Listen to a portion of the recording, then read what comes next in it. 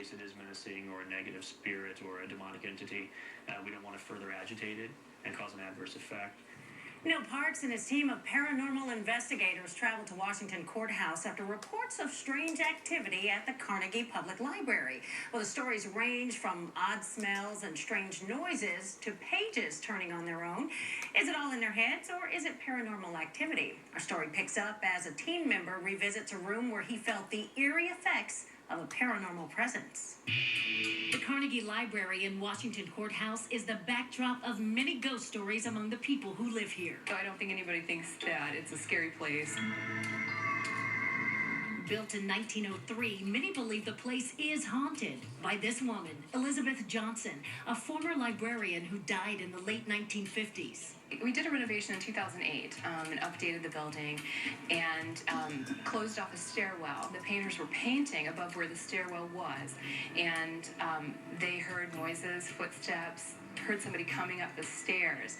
And the young men who were painting with this crew were so scared that they had to be driven home by the head painter. Okay, we're getting strong readings down here now. Was it Elizabeth? We'll never really know. Ghost stories are told, but few are actually proven. That's why Neal Parks and his paranormal investigation team came here. You don't want to go in assuming that everything's a ghost. You want to, this equipment validates the feelings we get, like the head rush, the headache, the cold chills, the hair standing up on the back of your neck. Maybe that could explain investigator Stephen Park's strange reaction to this room. And me and another guy on our team, Donnie, both actually, he started getting a headache, I started feeling sick to my stomach. It's the same room where those painters claim to have heard footsteps. We asked him to go back inside.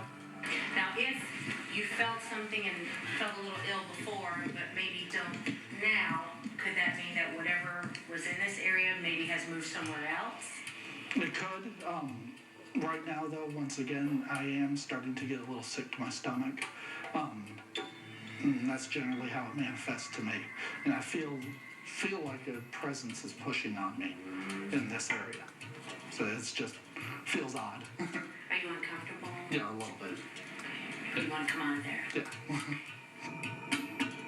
Park felt better once he was outside of that room. His experience was pretty much the highlight of our ghost hunt at the Carnegie Library.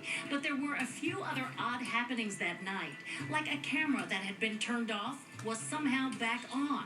And when I held these dowsing rods used to pinpoint magnetic occurrence, they went a little haywire. And you don't feel anything creepy right now either, do you? It feels creepy that this is just moving on its own. That's creepy. This is just moving on its own. Now it's stopped. It's mad. But that white haze, I'm not sure what that is. Despite a lack of concrete evidence on this particular outing, the team stays positive.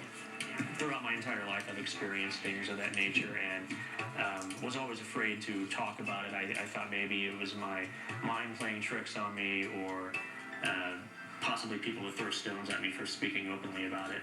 As the team packs up and calls it a night. But thank God for shows like Ghost Hunters really opening the doorway for people like myself and my team to speak openly about it and not be chastised. They're already wondering what their next quest will uncover.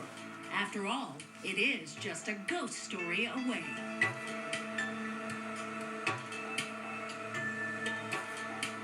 So the team really believes in what they do. There could be simple explanations for some of the things that they discovered or experienced. There could also be more complex explanations. So just one of those things, and what you believe in, and they use their equipment to try and prove the feelings that they have. Right. Well, as you said, there is a newfound credibility to their work based on TV shows and the like, so they're able to talk about it more freely. Are you more of a believer in the paranormal than you were before? Not that you weren't before? I do believe that there is something else out there. I didn't experience anything that really made me, feel like that. Yeah. But I do believe that there could be something out there. So I'm. All right. I do. Well, Neal Parks is not only a paranormal investigator, he's also a published author, he's a historian, a public speaker, and a researcher.